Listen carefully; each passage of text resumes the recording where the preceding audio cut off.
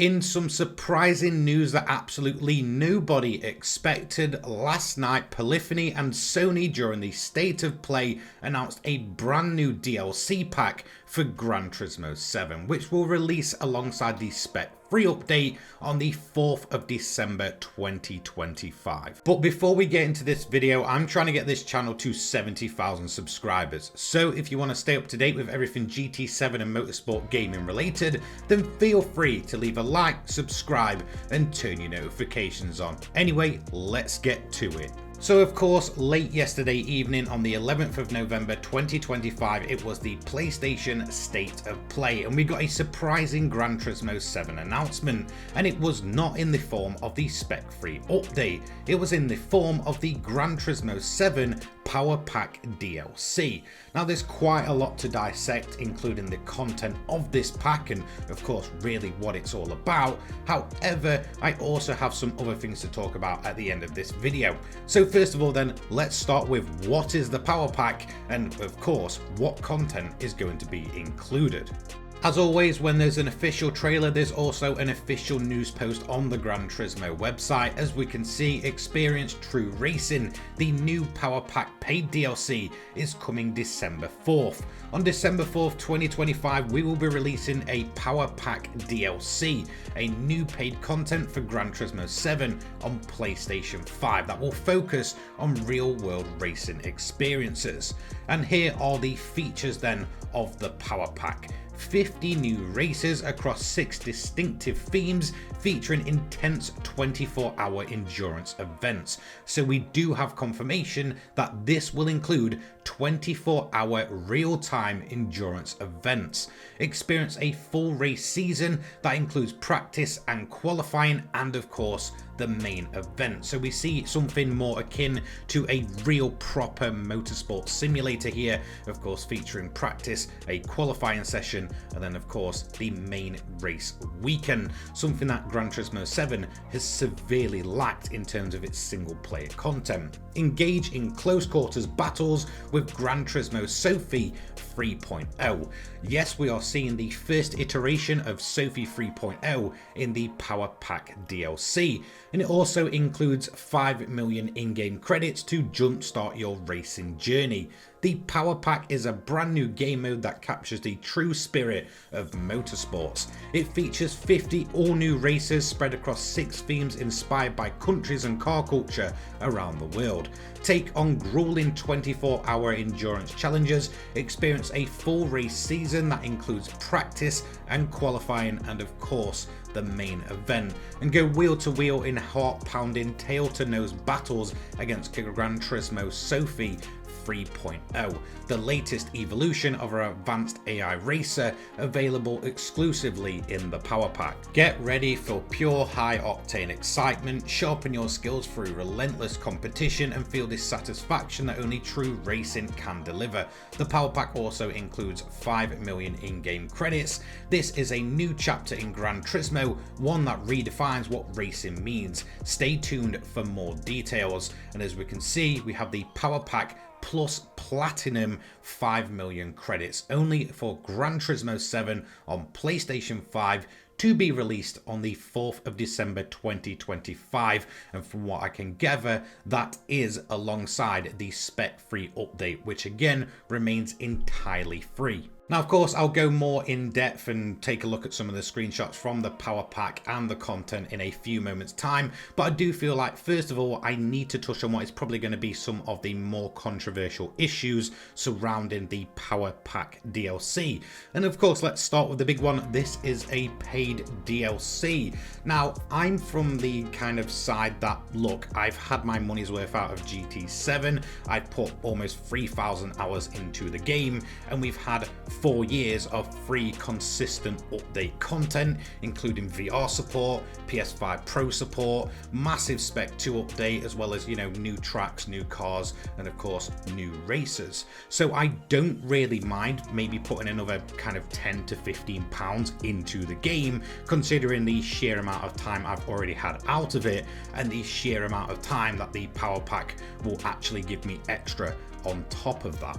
Now, honestly, it's not really anything new when it comes to a paid DLC pack for Gran Turismo. We've seen them ever since Gran Turismo 5. We had paid DLC only for that game. With Gran Turismo 6, we had the Senna pack, and of course, with Gran Turismo Sport, we had the Lewis Hamilton DLC.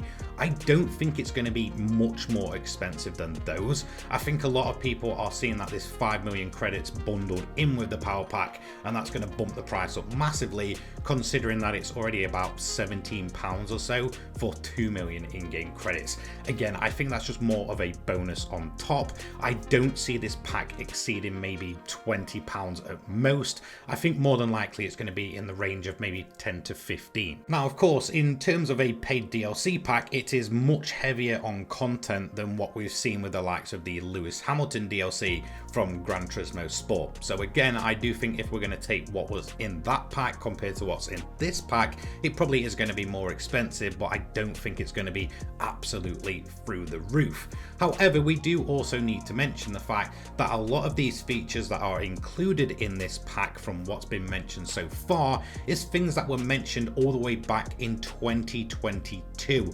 Of course, the main one being 24-hour endurance races, which will be locked behind a DLC paywall. I still feel that leaves a bit of a sour taste in my mouth. However, when you think about it, that doesn't mean that 24-hour races are completely absent from the base GT7 experience.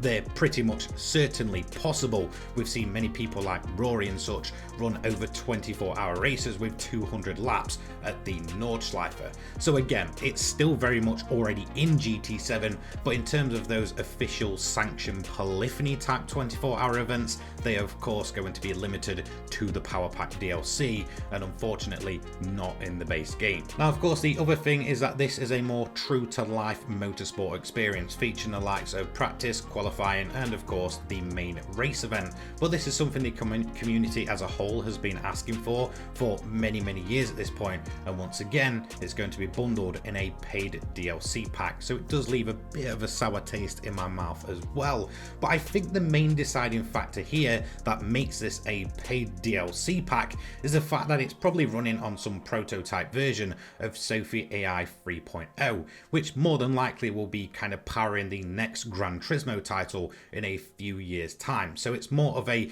prototype version, I kind of test the waters, see how it works and how it reacts to the player actually racing it type deal. So again, I think the main deciding factor that makes this a paid DLC isn't the endurance races or any of the 50 events that are mentioned, or of course the fact that it's a more true to motorsport type feel. I think the main paid factor here is honestly the Sophy AI 3.0. So I do kind of understand it from that point of view, but for me personally, again, I've had almost 3,000 hours out of GT7 that I purchased all the way back in 2022, and I've never had to spend an extra penny on the game during that time. All of the updates have been free, whether that's cars, good or bad, tracks, good or bad, of course quality of life updates and making sure that the game is in a much better state than it ever was day one. We've had the massive Spec 2 update, we're getting the Spec 3 update, and of course we've got things such as the PSVR 2 update and PS5 Pro update during that time.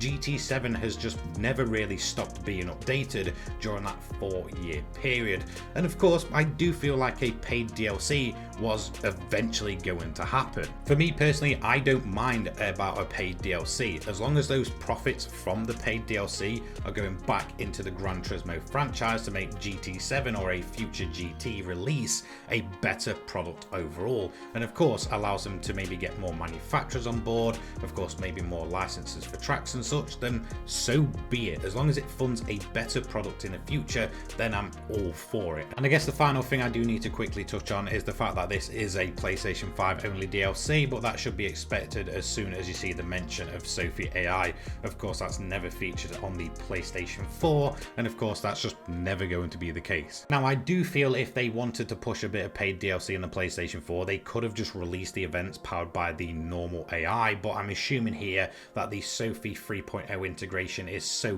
deep in the events that it just wasn't going to be the case because it's massively integrated here. Of course, in terms of the PlayStation 4, look, this is just something that's not new. A lot of new game releases and a lot of developers are just not supporting the PlayStation 4 when it comes to current game releases. And look, we've already had the mid-generation refresh of the PlayStation 5 already in the form of the PlayStation 5 Pro.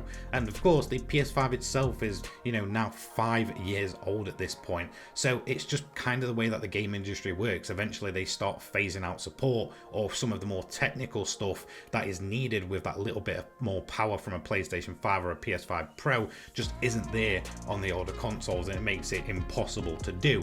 And I'm assuming that's just the case with the Sophy AI, since it's never ever featured on the PlayStation 4. So then, controversies out the way, let's talk about the content of the Gran Turismo 7 Power Pack DLC. Now this will all be started from your world map. In the bottom left will be a new feature, which is the Power Pack Sailboat. From there, you will then go into the event selection screen, which is a completely new format in game in how it's set out with new rewards and such.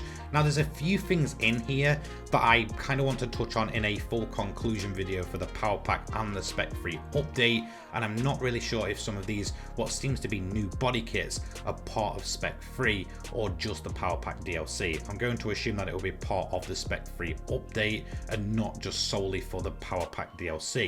But anyway, from there, you will then go into an event itself. As we can see, we've got practice, qualifier and a race. So practice, you'll go out and put some laps on the car and of course kind of fine tune your setup from there. You'll then have a qualifying session, which of course kind of is the player going for pole position, and then you'll have the race itself, which I'm assuming will either be grid start or rolling start depending on the actual category itself.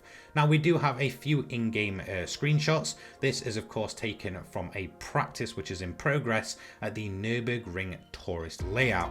Now from what I'm seeing here, it looks like potentially we could see more than 16 Sophy AI powered cars here. Now we also have a look at the sector times for all of the cars, and of course what exact cars are racing in the race and what compound they're on. I do find this incredibly interesting, and honestly seeing this kind of thing inside of GT7 looks absolutely awesome. It goes very much in hand with that new telemetry system that we're getting with the Spec 3 update. Now as for the actual events that are included, it will range from road cars such as street racing Honda Civics all the way up to the likes of Group C, JGTC and even Nürburgring GT3 events. It's all going to be included and themed around, different car cultures and different real world motorsport type events. And there we go then, that is everything we know so far about the Power Pack DLC coming to Gran Turismo 7 alongside the Spec 3 free update on December 4th, 2025. Again, I feel like if they get the price point right for this DLC, then it's not going to be that much of a big deal, but if it is overpriced, it's probably going to be incredibly controversial. I get that this game isn't charging for cars and such, so that they have to monetize it in a different way, and honestly, paid DLC, I'd rather have a solid pack over, kind of junk 2-lap races constantly. So for me, I feel like it's not too much of a big deal, but again, I think it's made more controversial by, some of these things that should have been in the game for everybody, as part of the Spec 3 update for free, but again, this game isn't charging for cars and tracks and such, so I guess that's why they're kind of monetizing this side of it and not the 2 tracks and of course the 8 cars coming alongside Spec 3. Anyway, let me know what you think in the comment section down below. I'll see you in the next one. Take care, guys. Peace.